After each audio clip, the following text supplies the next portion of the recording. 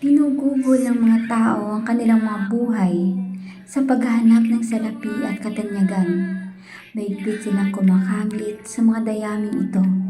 Iniisip na ang mga ito ang tanging paraan nila ng suporta, na para bang kung mayroon sila nito, ay maaari silang patuloy na mabuhay, na maaari silang malibre sa kamatayan. Subalit, kung malapit na silang mamatay, doon lamang nila natatanto kung gaano kalayo ang mga bagay na ito sa kanila, kung gaano sila kahina sa harap ng kamatayan, kung gaano sila kadaling mabasag, kung gaano sila kalungkot at tila walang kakayahan at walang matatakbuhan.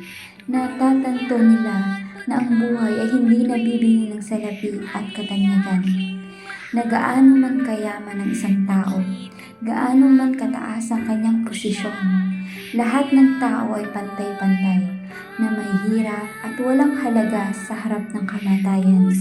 Natatanto nila na hindi nabibili ng pera ang buhay, na hindi mabubura ng katanyagan ng kamatayan, na alinman sa pera o katanyagan ay di makakapagpahaba ng buhay ng isang tao ng kahit na isang minuto o kahit na isang segundo.